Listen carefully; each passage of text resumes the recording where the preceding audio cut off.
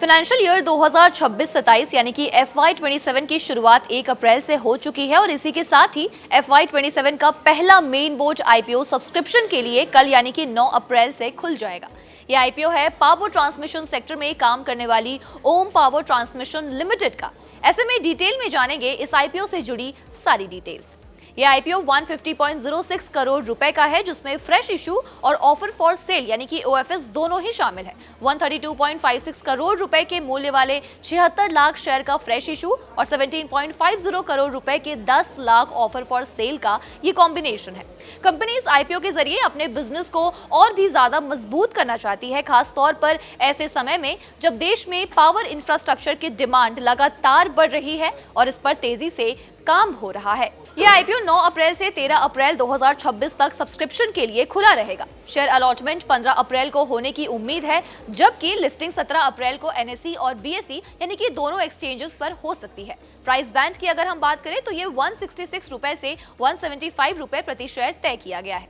Retail investors के लिए minimum निवेश 85 शेयरों का है, जिसके लिए करीब 14,875 रुपए निवेश करने होंगे।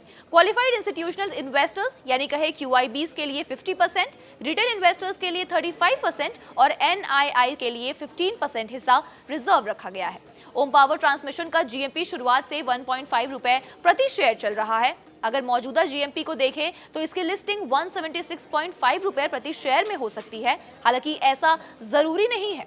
कई दिनों से जिन भी आईपीओ की एंट्री हुई है उनका ग्रे मार्केट में प्रदर्शन खराब ही रहा है। ओम पावर के आईपीओ का भी अभी तक हाल कुछ ऐसा ही लग रहा है।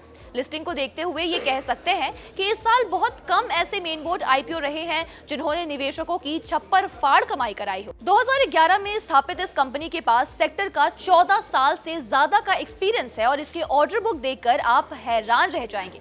ओम पावर ट्रांसमिशन मुख्य रूप से हाई वोल्टेज और extra high voltage transmission line, substation और अंडरग्राउंड केबलिंग जैसे अहम प्रोजेक्ट्स पर काम करती है। ये कंपनी डिजाइनिंग, इंस्टॉलेशन से लेकर टेस्टिंग और मेंटेनेंस तक एंड टू एंड सर्विसेज अपने कस्टमर्स को प्रोवाइड करती है। 31 दिसंबर 2025 तक कंपनी के पास 744 करोड़ रुपए की ऑर्डर बुक थी और वर्तमान में कंपनी के पास 58 प्रोजेक्ट्स हैं, जिसमें 51 ईपीसी प्रोजेक्ट है और 7 ओएनएम यानी कि ऑपरेशन एंड मेंटेनेंस कॉन्ट्रैक्ट शामिल है। इसके साथ ही कंपनी 124 सबस्टेशंस का रखरखाव भी कर रही है। कंपनी की ग्रोथ पिछले कुछ सालों में रॉकेट की तरह बढ़ी है। FY 2023 में टोटल रेवेन्यू 121 करोड़ रुपए थी, जो FY 2025 में बढ़कर 281 करोड़ रुपए हो गई। पैट FY 2023 में मात्र 6.23 करोड़ रुपए थी, जो FY 2025 में बढ़कर 22.08 करोड़ रुपए हो गई। FY 26 में 31 दिसंबर 2025 को एबिटा 34.24 करोड़ रुपए था, एसेट्स 240 करोड़ रुपए, नेटवर्थ 119 करोड़ रुपए, रिजर्व्स एंड सरप्लस 93 करोड़ रुपए है और इसी अवधि तक कुल उधारी 38.47 करोड़ रुपए है।